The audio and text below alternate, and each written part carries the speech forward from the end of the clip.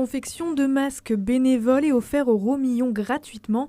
Voilà le message que l'on peut trouver sur la page Facebook Solidarité Pont-Romilly.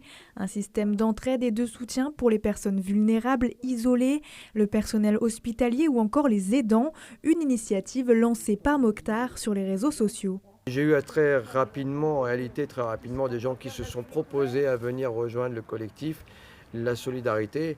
Et de fil en aiguille, on est arrivé aujourd'hui, on est à peu près à 35 bénévoles actifs, plus une communauté qui est l'ordre de 500 personnes qui suivent au quotidien les activités de solidarité Pont-Romilly. C'est important de soutenir les personnes en difficulté et qui ont besoin de masques. Et comme il n'y en a pas, on ne peut pas en acheter. Donc M. Mokhtar nous a sollicité à l'aider à faire des masques pour les aides-soignants, les infirmières, enfin tout le service médical. Et après les commerçants et maintenant la ville. Pour aider les gens, parce qu'on n'a pas de masque, il faut bien en trouver quelque part. Alors comme je travaille pas forcément, donc en ce moment. Je ne m'ennuie pas chez moi, mais si je peux faire quelque chose, au lieu de regarder la télé ou lire, mais enfin, c'est pour aider. C'est une manière de contribuer, parce qu'il y a des personnes qui n'auront peut-être pas les moyens de s'acheter des masques. Il faut énormément de masques. Mais il faut aussi que je travaille. Et moi, mon travail, c'est couturière. Donc je couds des masques également. L'association est entièrement composée de bénévoles. Si au départ chacun confectionnait les masques de son côté, Mokhtar a souhaité changer le fonctionnement pour un système plus rentable et moins fatigant pour les 35 bénévoles actifs.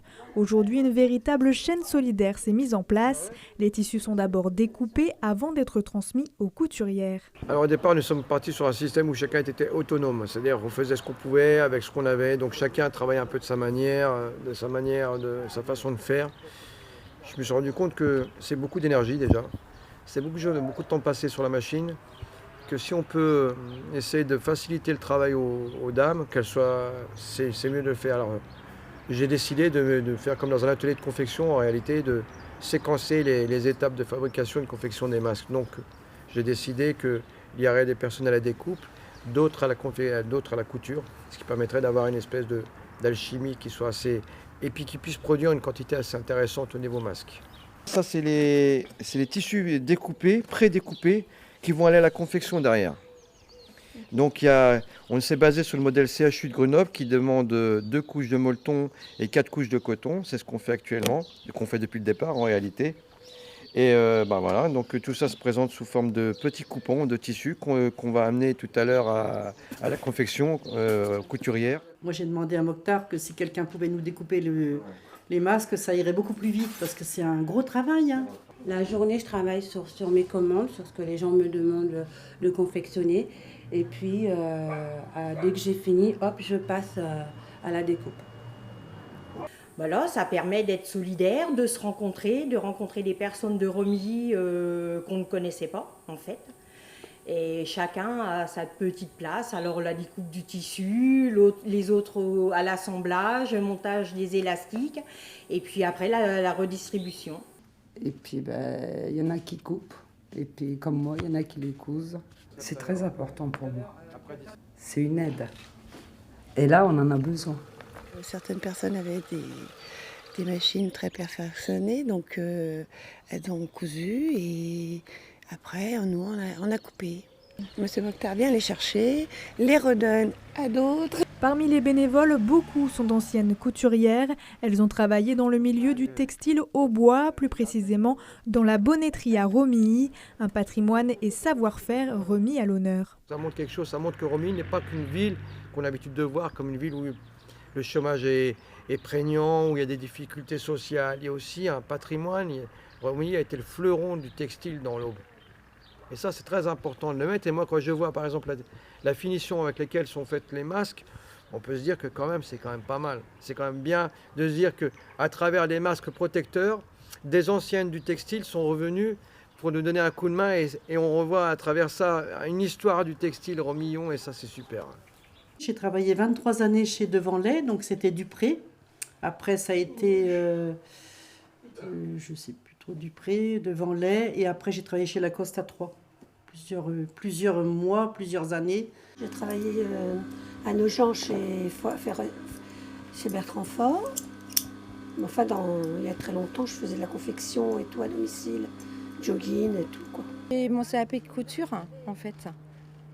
Donc voilà, je travaille à la maroquinerie, mais pas en tant que couturière. Je suis en table et donc là, je sais coudre, hein, je fais plein de choses quand même.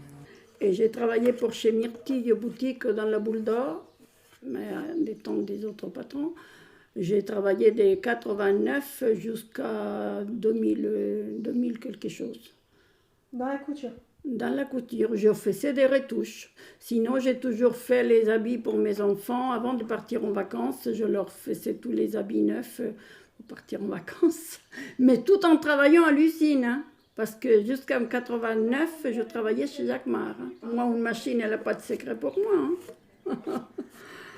Objectif, confectionner et distribuer un maximum de masques chez les commerçants locaux, mais aussi auprès d'institutions telles que le personnel de santé, les maisons de retraite ou encore les sapeurs-pompiers. La rencontre avec Mokhtar a été déterminante. Je m'en souviens comme si c'était hier, c'était le 4 avril. D'ailleurs, il m'a vu dans un état de dépitement total parce que ce jour-là, j'avais plus rien. Et en fait, on ne savait pas comment prendre en charge le Covid. Et donc le soir même, il m'a proposé des combinaisons. Et ensuite, il a généreusement continué à nous livrer. Et ça a été déterminant parce qu'on voit beaucoup de monde la journée. Et on se retrouve dans des situations particulières. Ces masques vont servir à être distribués donc, aux sapeurs-pompiers volontaires de Romilly-sur-Seine, qui font partie de l'amicale. Les sapeurs-pompiers et puis ils seront à bon usage au sein des familles, réutilisables et lavables. Et c'est une très bonne initiative. C'est vrai que par les temps qui courent, c'est super, quoi. On voit la générosité des gens et franchement c'est agréable et puis c'est une reconnaissance pour nous. Ça fait chaud au cœur. Le matériel utilisé dans la confection des masques provient de dons, une façon pour certains de participer à cet élan solidaire. Et je remercie tous ceux qui nous ont donné de l'élastique, à savoir Devant l'aile, Lacoste, Perel, Simone Perel, qui nous a donné donc cet élastique. Je remercie aussi les anonymes, les gens du quotidien qui sont venus, qui ont dit voilà, j'ai 15, j'ai 1 mètre, j'ai 3 mètres d'élastique, c'est pour vous. Parce qu'il ne faut pas négliger ça. Je remercie vraiment du fond du cœur tous ces gens-là. Les gens qui ont essayé de nous donner un coup de main, qui ont essayé de dire je ne sais pas coudre, je ne sais pas couper, mais je peux voir ce que je peux faire. Et il y en a beaucoup. Et je trouve que c'est une vertu dans ce moment particulier. C'est que se révéler des âmes, des gens qui n'ont pas forcément l'habitude de voir forcément. J'ai été sollicité par M. Mokhtar, qui m'a demandé si on pouvait prêter des machines à coudre d'occasion. J'ai répondu favorablement à leur offre et donc on doit avoir 8 ou 9 machines et puis ils viennent tous les mardis, entretien des machines. Il y a d'autres clientes aussi qui viennent amener leurs machines, qui font des masques pour l'association Solidarité pour Romilly, donc on fait de l'entretien et ainsi de suite. Voilà. On participe quand on peut. J'ai fait des dons à l'association Pont Romilly. J'ai fait des dons de tissus, d'élastiques, 5 à 600 mètres. Oui, j'ai distribué pas mal d'élastiques, bien 200 mètres je pense, ou même plus, je ne sais plus.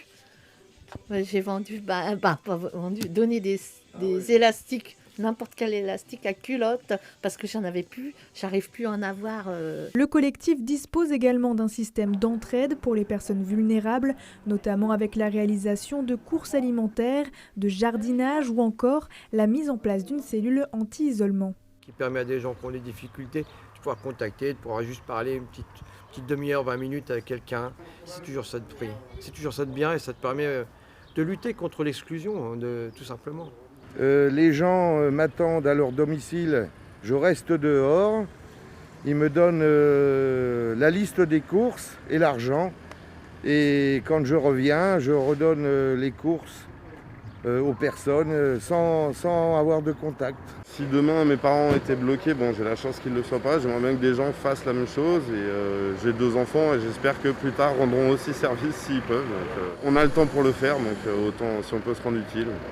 Quitte à être à la maison, si on pouvait aider des gens. Donc au début ça a commencé par la livraison de masques. Puis après on a fait comme d'autres, des courses, du jardinage. Tout ce qui peut dépanner les gens qui ne peuvent pas sortir de chez eux ou qui sont un peu plus âgés. Livraison de masques, jardinage, on a 2 personnes âgées à côté, donc s'occuper un peu d'eux, soit des courses, préparer à manger, faire du ménage, ce genre de choses. Les masques à destination des Romillons ont été livrés chez les commerçants. Le but, faire en sorte que les habitants redécouvrent les commerces locaux et les soutiennent en cette période de crise. Là, on va commencer la distribution des masques dans les petits commerces comme on avait prévu de faire aujourd'hui. Donc on va faire ça en attendant que les bénévoles arrivent. Il ne va pas tarder.